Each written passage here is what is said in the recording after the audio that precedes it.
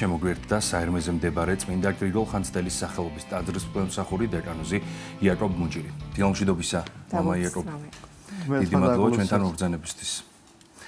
ძალიან მნიშვნელოვან თემაზე სასაუბროთ მოგიწვიეთ დღეს ჩვენს გადაცემაში. ეს არის იესოს ქრისტეს საუბარი ნიკოდიმოსთან და სამარიტელთან. იოანეს სახარების მესამე და მეოთხე თავზეა საუბარი, რომ განვმარტოთ, რას შეეხება კონკრეტულად ეს საუბარი, რა არის მისი შინაარსი, მთავარი აზრი, განვმარტოთ მაყურებელს.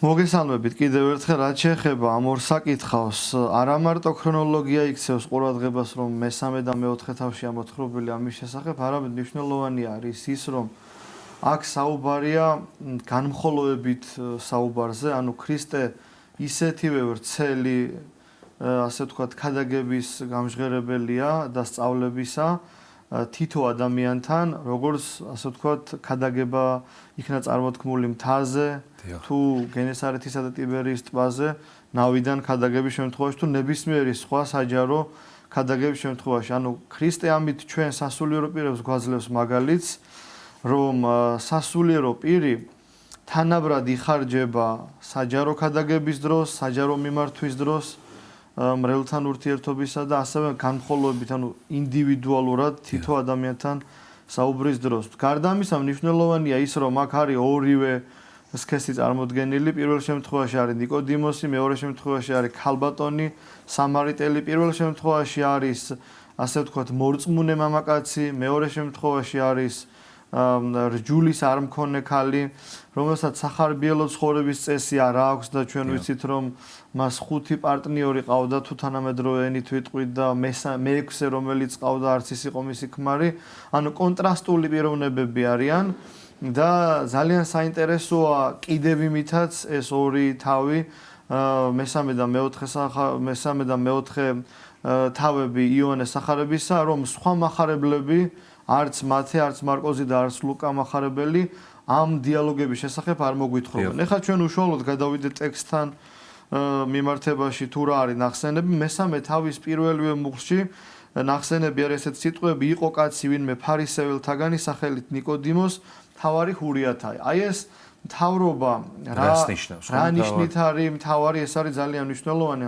პირველივე მუხლებში ეს არ ჩანს. მერე მოგვიანებით იესო მას კითხვა მიგების, ანუ დიალოგის დროს ეუბნება, რომ როგორ შენ ასე ჟულის მოძღვარი ხარ და ესე არა უწყია, ანუ აქ დაკონკრეტებულია, რომ მისი მთავრობა უკავშირდება იმას, რომ ის არის რელიგიური ლიდერი, შეიძლება ითქვას, მთავარი ებრაელთა და ეს მთავრობა რელიგიური ნიშნით არის განპირობებული. და მისი მთავრობა მარტო ფარისევლობასთან არ არის დაკავშირებული. ფარისევლობა უკავშირდება ძალიან ბევრ ამას. დღეს გახდა ფარისეველი სალანძღავი სიტყვა, მაგრამ სინამდვილეში ფარისეველი ნიშნავს იმ დროისათვის, რომელ დროშიც ჩვენ ხა ასე ვთქვათ ვაკეთებთ აქცენტს, ფარისეველი ნიშნავს პატრიოტ ადამიანს, იმიტომ რომ ძალიან ბევრი ფარისეველი იქნა ჯვარცმული იმის გამო, რომ უბრალოდ არ აღიარეს იმპერატორი ღმერთად და არ შეწირეს იმპერატორს ღმერთის თანაბარი პატივი და ამაზე თქვეს უარი.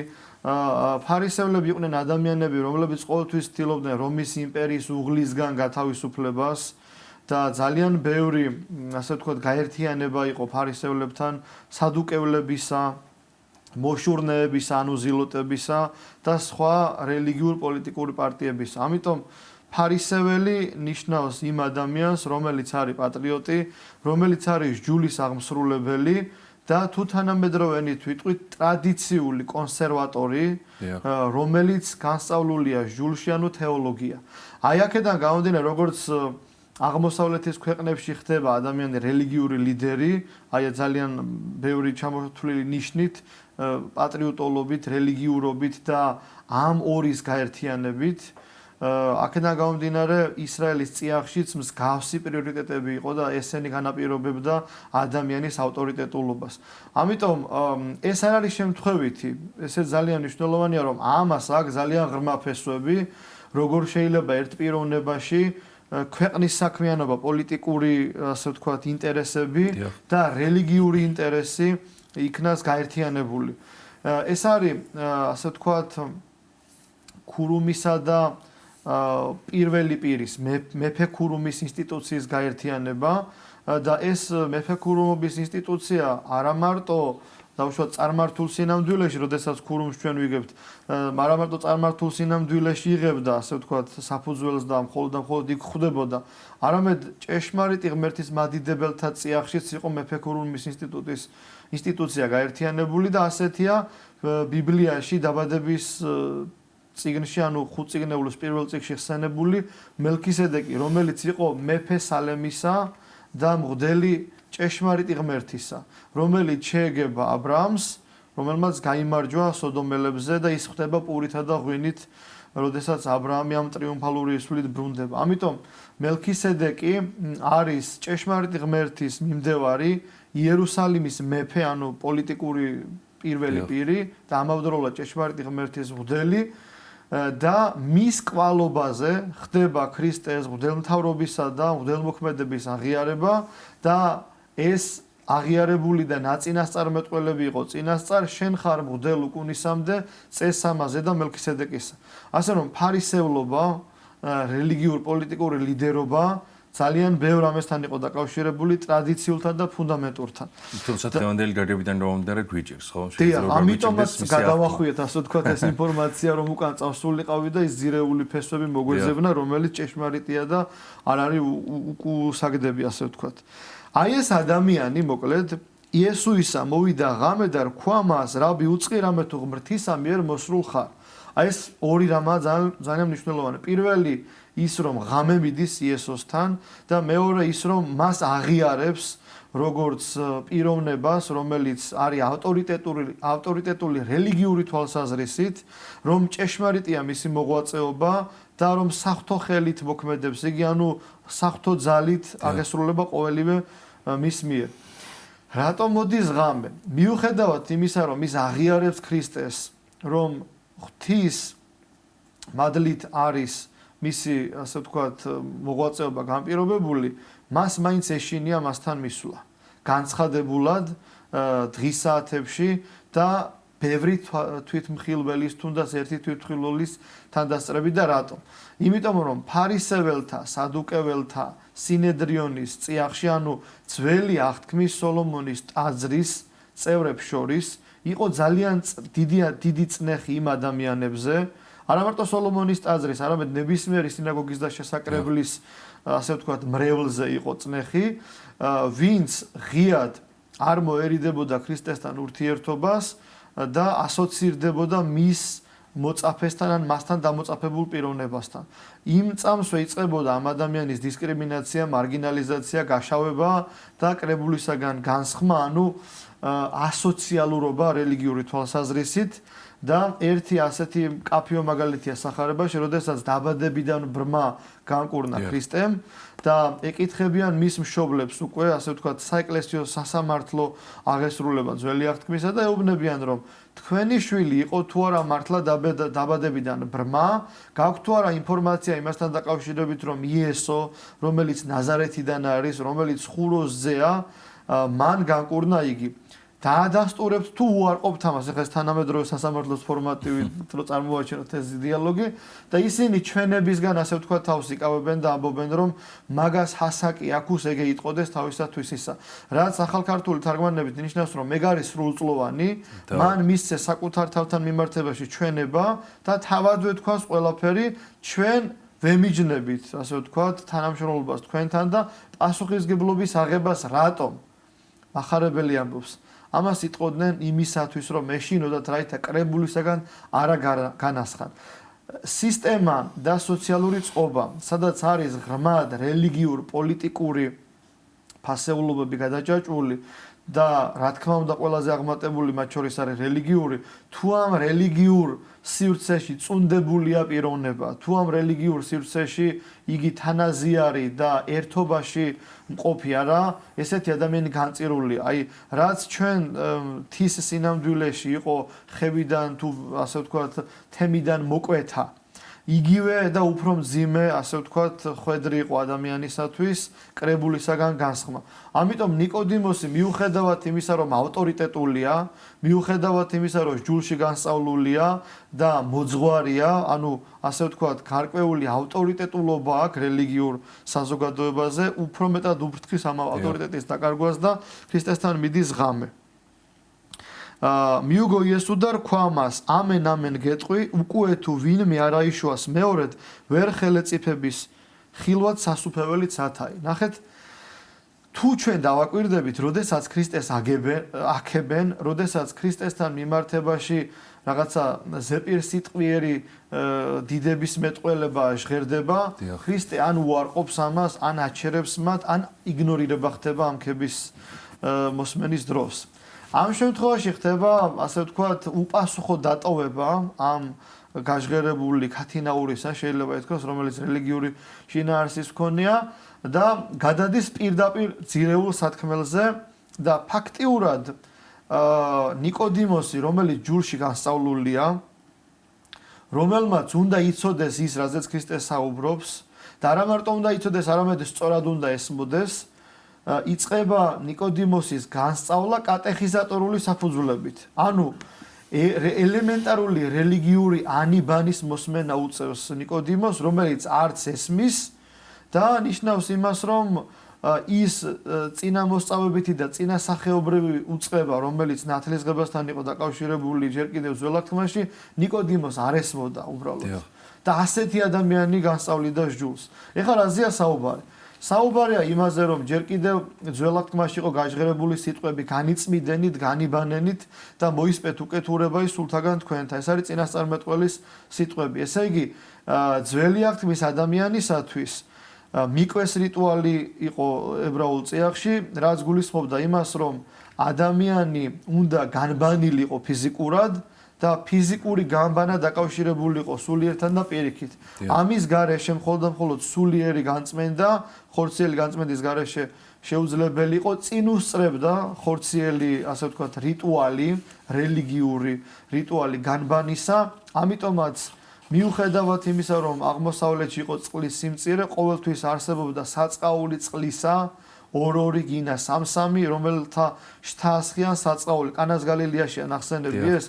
ანუ ჩვენ თუ დავაკვირდებით კანას გალილეაში აღსრულებულ სასწაულს, იქ არ ჭირდება მსახურ ადამიანებს, ასე ვთქვათ, დიდი ძალისხმევის გაწევა. საწყაულები, ანუ ჭურჭელი იქვე არის. ესე იგი, პრაქტიკული საჭიროება განაპირობებდა ამდენი ჭურჭლის ქონას ყველა ოჯახში, უბრალოდ ქრისტე ეუბნება წყლებით აავსეთ. და აი ეს კიდევ ერთხელ მეტყველებს იმაზე, რომ წყლის საჭიროება გარდა, ასე ვთქვათ, ყოფითი და საარსებო მინიმუმისა, ასე ვთქვათ, დაკავშირებული იყო რელიგიურ ცხოვრებასთანაც. და ეს უნდა ცოდნოდა ნიკოდიმოს, ბუნებრივია და ასევე მას უნდა ცოდნოდა ქრისტეს პარალელურად უწინარესი მოღვაწის, ბოლო წინასწარმეტყველის იოანეს შესახებ, რომელიც ასე ვთქვათ, იორდანის წყლებში ნათელს სცემდა, წყლით განწმენდა და იყო წინასახე ნათლისღებისა. და ეს იყო, რა თქმა უნდა, სულიერი შობა და არა პირდაპირ მნიშვნელობით ფიზიკური შობა.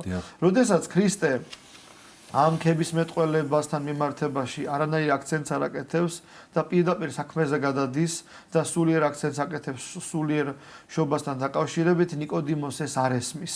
ნიკოდიმოსი ამბობს, როგორ შეიძლება ზრდასრული ადამიანი დედის წიაღში დაბრუნდეს, სრულწლოვანი და მეორეჯერ დაიბადოს. ესე იგი, ეს არის ძალიან პრიმიტიული შეხედულება მისი მხრიდან, ბუკვალური, ანუ პირდაპირი გაგება ქრისტეს სიტყვებისა და მას წარმოდგენაც კი არ აქვს იმ წინასწარ მოსწავებაზე, რომელიც უკვე ვთქვით, რომ წინასწარმეტყველების მიერ იყო გაჟღერებული და მას როგორც ჯულის მოძღვარს ეს უნდა სცოდნოდა. და მნიშვნელოვანია, რომ ქრისტე კიდევ განუმარტავს შობილი ხორცთაგან ხორცია და შობილი გისულისაგან სულიარს და სულსა ვითარცა უნებრ ჰქრინდა ხმაი მისი გესმის. და მიუგო ნიკოდიმოსმა, რომ როგორ არის შესაძლებელი, აი ეს რაც უკვე ვთქვით ჩვენ, მეორეჯერ დაბადება ადამიანისა ფიზიკური თვალსაზრისით, მიუგო იესო და რქვა მას, შენ ხარ მოძღვარი ისრაელისა და ეს არაუწყია? აი ამით არის ძალიან მნიშვნელოვანი ქრისტესა და ნიკოდიმოსის საუბარი, რომ ნიკოდიმოსის განსწავლას სისტემური, დოგმატური სწავლების გაჟღერება მოყვება თან პირველ რიგში ნათლისღებასთან დაკავშირებით და მერე ზოგადად ასე ვთქვათ, ღრმა პნევმატოლოგიური სწავლება არის გაჟღერებული სახარებაში და პნევმატოლოგიური სწავლების საფუძველი შეიძლება ითქვას უკვე აი აქ ხდება ჩვენ და პნევმატოლოგიური მინდა ორი სიტყვით ვთქვათ რას ნიშნავს არის ტრინიტერული სწავლება, ანუ სწავლება ყოლაწმინდა სამების შესახებ, მამის შესახებ, ძის შესახებ, ანუ ქრისტოლოგია და მესამე არის პნევმატოლოგია, ანუ სულიწმინდის შესახებ სწავლება.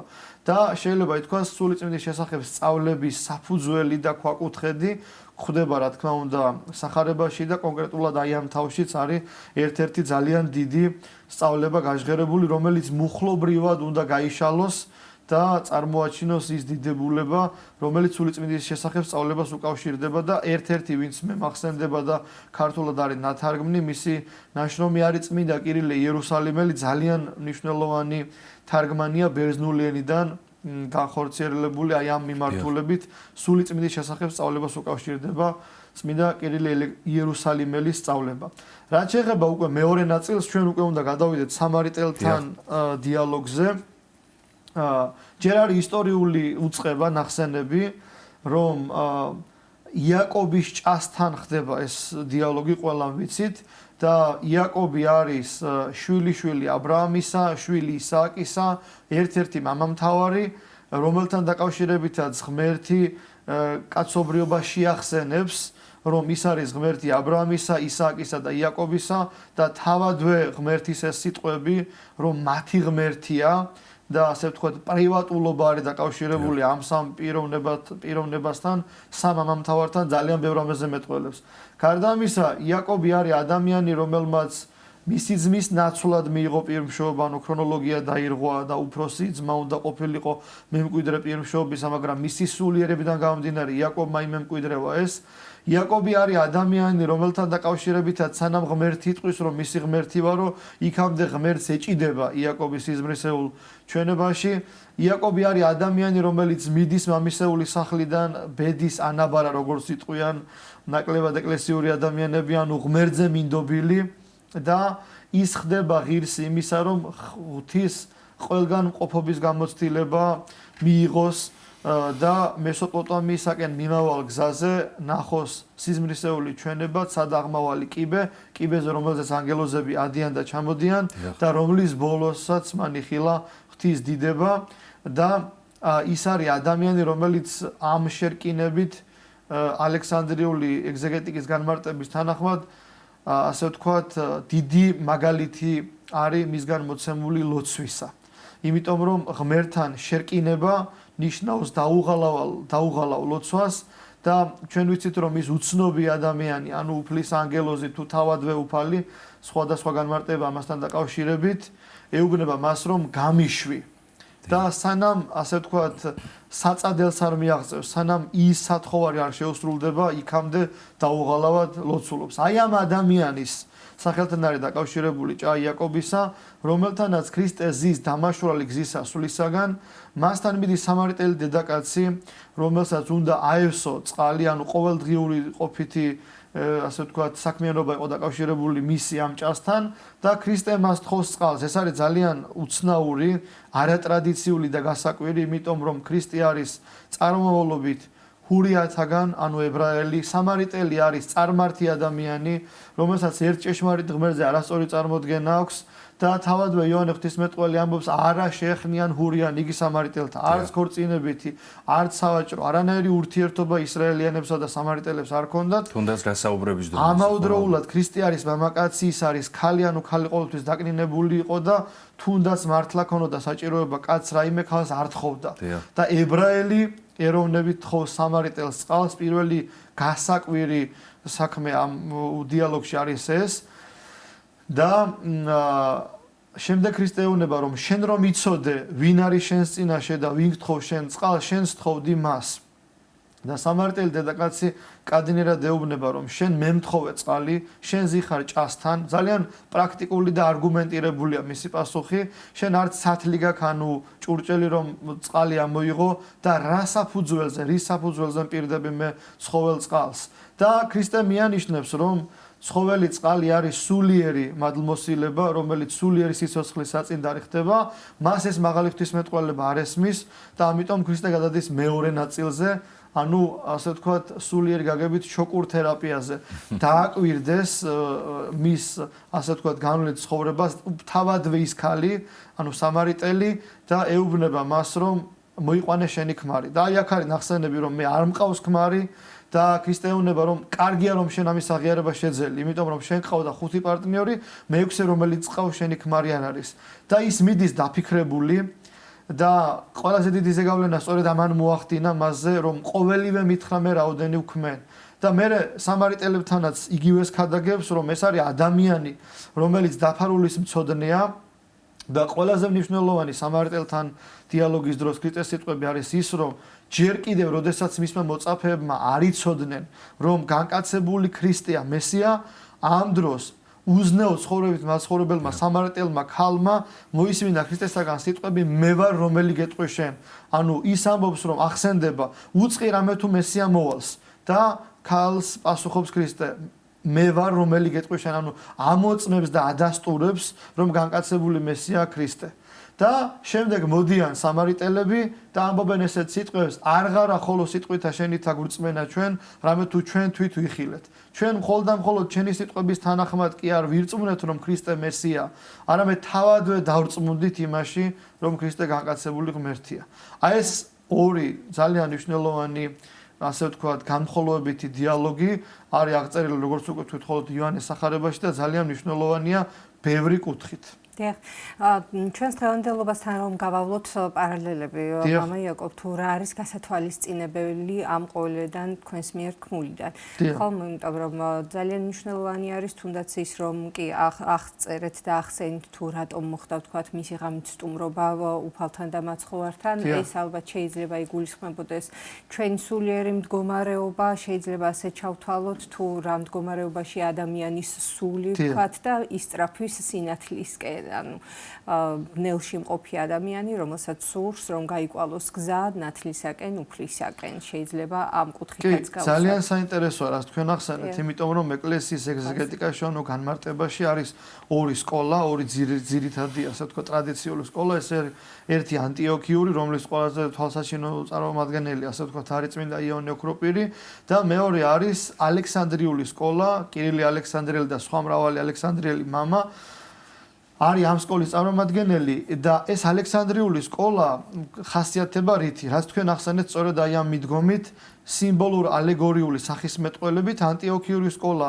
იმ ნაუწყებს, რომელიც წმინდა წერილში არის ძველსა თუ ახალ აღთქმაში ისტორიულად ასე ვთქვათ ადასტურებს და ცდილობს რომ პირდაპირ განმარტებით ეცადოს ისტორიულ ასე ვთქვათ საფუძველზე წარმოაჩინოს მისი განმარტება, ხოლო ალექსანდრიული განმარტება აი ამ სიმბოლურ ალეგორიული სახისმეტყველებით, რაც თქვენ ახსენეთ, სწორედ აი ამ აქცენტებით ხასიათდება. ერთი კონკრეტული მაგალითი მინდა გავიხსენო, იაკობთან დაკავშირებულია სწორედ ეს და მის მამასთან და მის მშობლებთან.